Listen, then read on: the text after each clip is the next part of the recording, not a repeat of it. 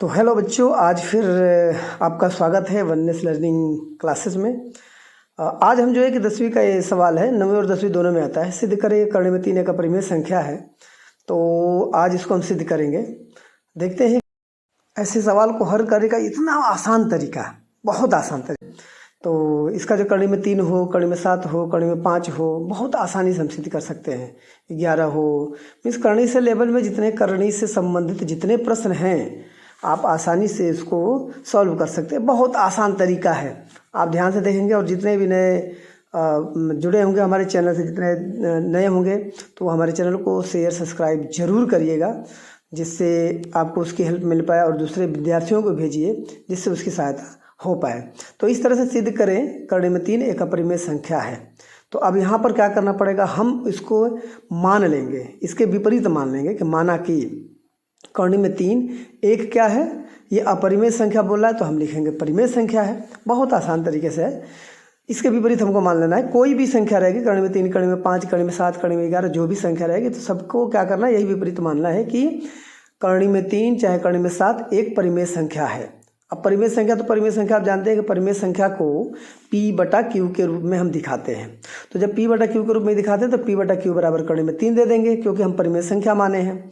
तो अब यहाँ पर जो है कि Q = नॉट 0, मतलब Q का वैल्यू जो शून्य नहीं होना चाहिए, अन होगा, ये शून्य नहीं होना चाहिए। इससे कहने का मतलब है कि Q का जो वैल्यू है शून्य के बराबर नहीं होना चाहिए, ठीक है, नहीं होगा ये। तो कह रहा है कि दोनों, अब क्या करेंगे, आप यहाँ पर दोनों तरफ क्या करेंगे, अब स्क्वायर करना पड़ेगा, क्योंकि P/Q यहाँ पर दिया है, वो करने में 3 दिया है, तो दोनों तरफ क्या करेंगे, वर्ग करने पर।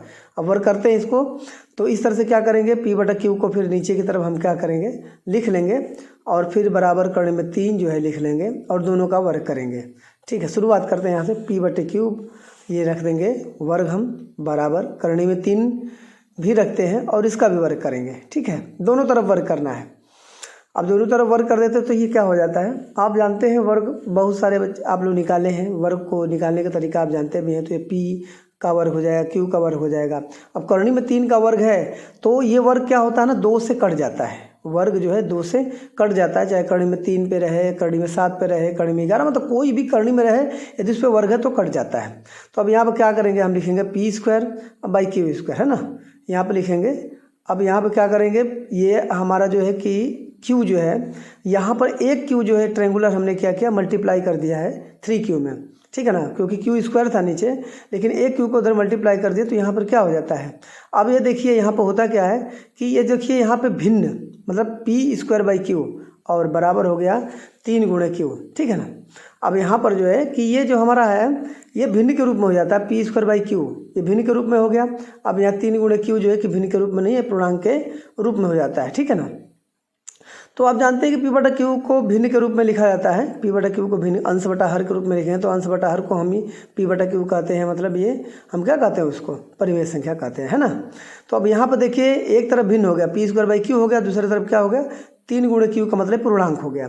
तब इस तरह से जब पूर्णांक हो जाता है तो ये असंभव स्थिति यहाँ पे हो जाती है ना, ये असंभव स्थिति हो जाती है, क्योंकि P² ये तो हमारा परिमेय संख्या है, ये भिन्न के रूप में हो जा रहा है, या 3 × Q जो है कि ये पूर्णांक हो जा रहा है, तो ये असंभव है। इसलिए जो हमारी मान्यता जो है ना कि वो गलत है। जो हम माने थे कि परिमेय संख्या है, ठीक है ना, करने में 3, तो परिमेय संख्या तो है नहीं यहाँ पे, क्योंकि 3Q पूर्णांक हो गया। अब P² जो है कि हमारा भिन्न हो गया, ठीक है ना। तो इस तरह से क्या हो रहा है कि परिमेय संख्या के बराबर हो ही नहीं रही है। तब इस तरह से हमारी मान्यता गलत थी, करने में 3 एक अपरिमेय संख्या है। आप इस तरह से भी इसको सिद्ध कर सकते हैं, बहुत आसान तरीका है, ज़्यादा कुछ बड़ा करने की ज़रूरत नहीं थी। नहीं तो बड़ा तो बहुत हो जाता है, लेकिन उतना बड़ा करने की जरूरत नहीं, आसान तरीके से हम इसको सॉल्व कर दिए हैं। इतना तक आप लिख सकते हैं कि ये भिन्न है, पूर्णांक संख्या होने की वजह से असंभव स्थिति हो जा रही है, इसलिए हमारी मान्यता जो शुरुआत में हमने लिया था वो गलत है। इसी तरह से आप बहुत सारे सवाल को हल कर सकते हैं। तो आप मेरे चैनल को ज़्यादा से ज़्यादा सब्सक्राइब शेयर करिए।